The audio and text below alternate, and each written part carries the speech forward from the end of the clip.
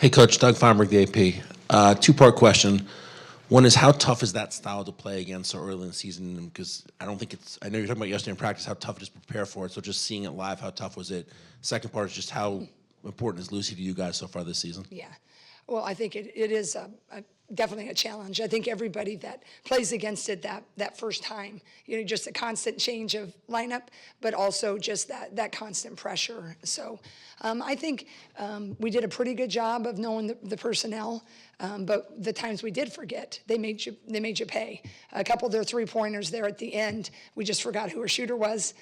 We forgot who our driver was, right? You kind of have to play the odds on that a little bit so it can wear on you.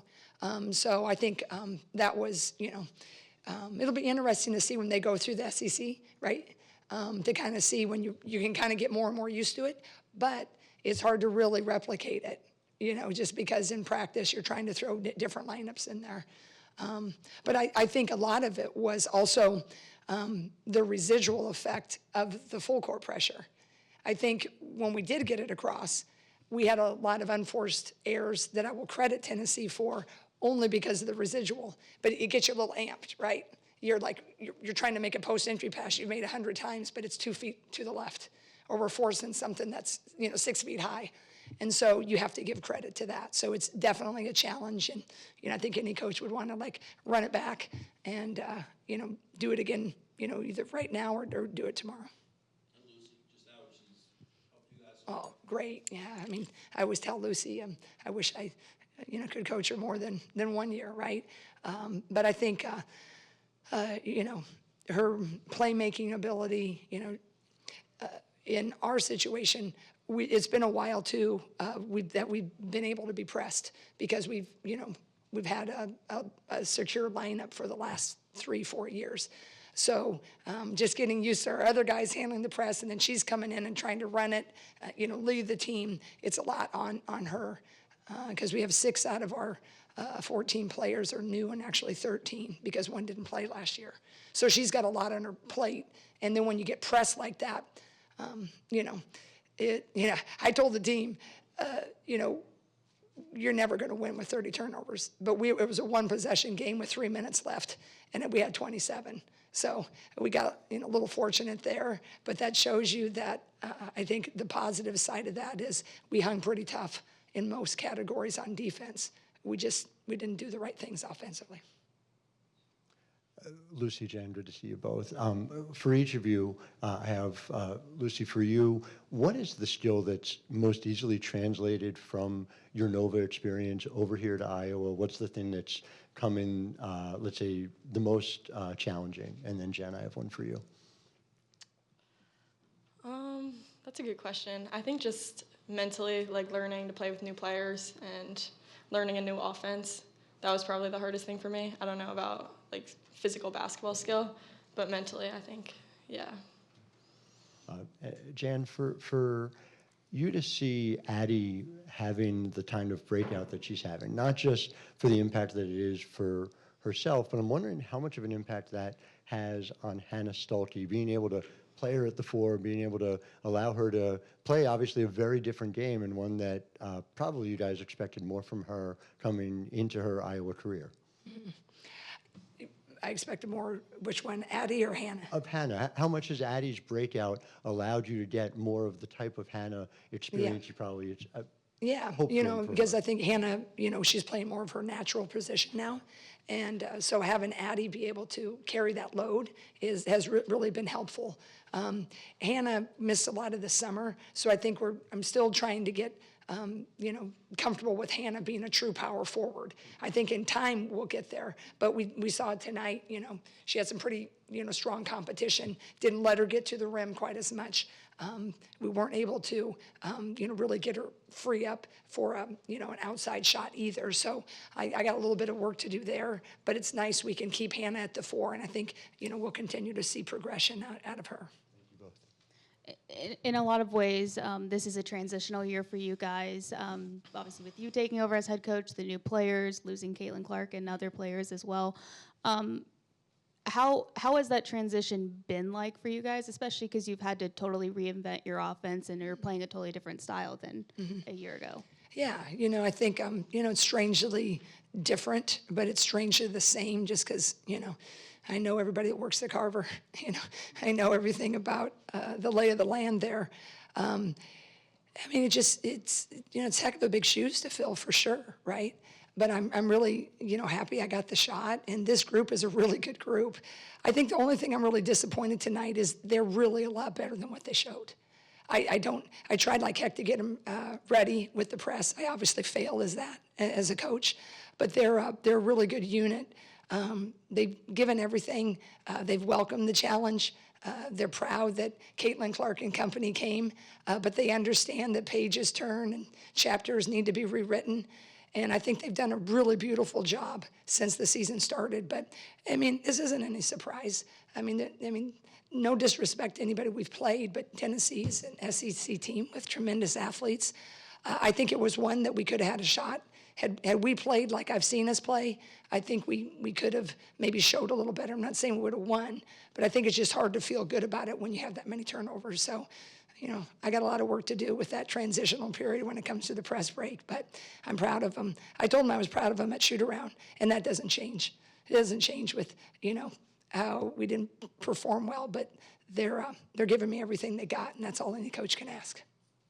Yeah, Coach, why don't you talk about how much of an honor it is for Iowa to be playing in the Ruckus crowd at the Barclays Center that's almost sold out? Yeah, I told them that a little bit before the game.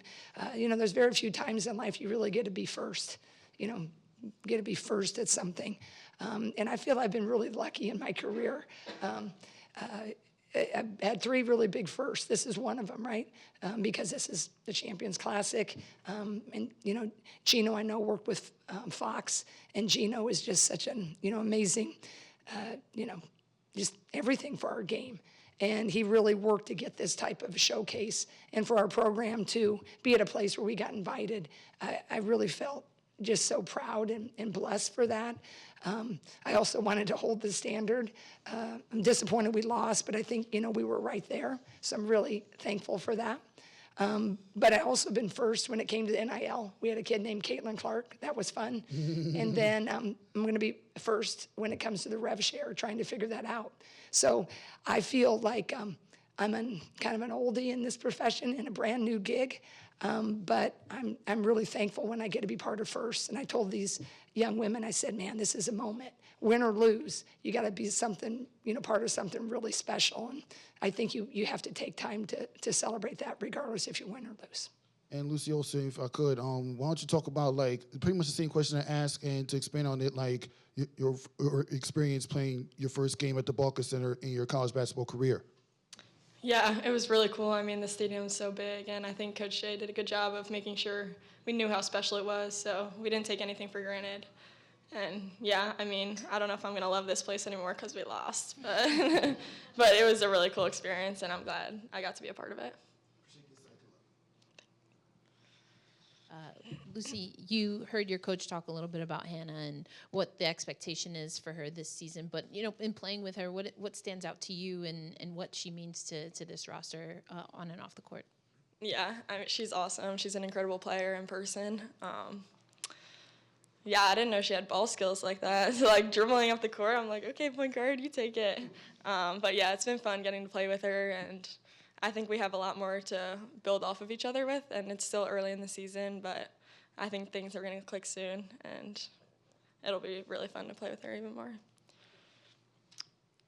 Jan, hi, for you. I'm curious how you would define your team's offensive identity right now, and where do you want it to go?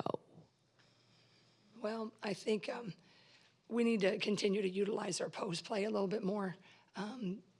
We didn't, I wanted to hit the post from the top and in, but the pressure made us forget that. And we really tried to force it from the wing, and we just kept forgetting that they had pretty good weak side. But I'd like us to be a little bit more inside-outside oriented. And I think tonight, I don't think this question to anybody that plays Tennessee, it's hard to define it tonight because that team is going to make you win ugly, and it'll probably make you lose ugly unless you have some tremendous depth of ball handlers. And that's just one thing right now with a relatively young team in the sense of minutes played in pressure situations. Kylie and Sid, they didn't play a whole lot of minutes, so now I'm asking them to break press and handle it. And so tonight, I don't think is indicative of the type of offense that we can play, but I will tell you we're not where we need to be or we're going to be. The offense we play is a 4 out, 1 in. I'd like to go inside out. It gets better with time. It's a lot of reads. But tonight, I wouldn't give us a passing grade with reads, but I'm going to give a heck of a lot of credit to Tennessee. Hey, Jan, Andy Lipton. The game can go either way with 2 minutes to go. Was fatigue a factor? Did they just wear you out those last 2 minutes where they created those turnovers? I don't think physically it was, but it was mentally. Because the pressure, the pressure will get you. The pressure, it weighs on the mind. And I really thought when we had about can someone tell me, was it about a 6-point lead? Was that one time or maybe it was 4, at a pivotal point, and we could have made one basket that I think, in my mind, would have swung it at the mid to the end of the third. And we had an error, a turnover that was kind of unforced. And I think it was mentally fatiguing. They got tight. And so, yes, that was. But I think our physical shape was fine. Gotcha. Thank you. Yeah, thank you. Thank you all for covering women's basketball. Appreciate it.